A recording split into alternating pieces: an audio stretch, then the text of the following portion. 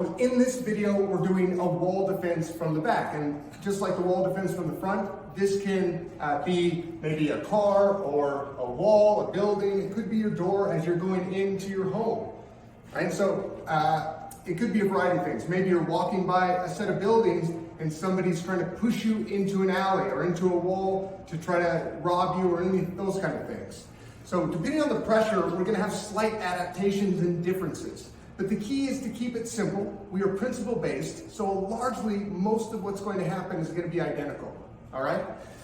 With very few adaptations and modifications. So for example, if I'm walking by and I get shoved into a wall, there may be less pressure, but the first thing, I want to get my hands in the way so I don't get my face slammed into the wall. Number two is I'm going to use that wall to push up, drive my leg back and start to turn. Now I've got elbow strikes there, I've got forearm strikes, I've got a shield. I'm coming around like this, okay? So one more time, nice and slow, he shoves me, boom. I step back into his base and start going to work, right?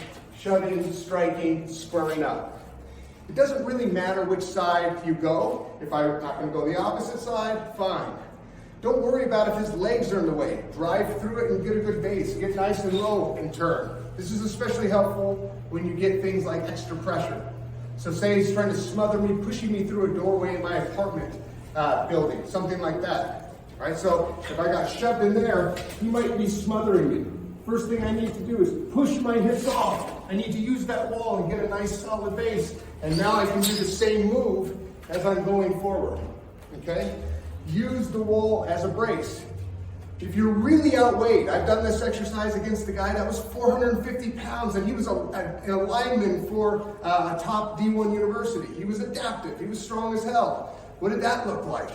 So if instructor Jason's on top of me, I was here, boom, I got to about here. I had to swing this hand through, brace against the wall, brace, brace, brace, get super low and attack.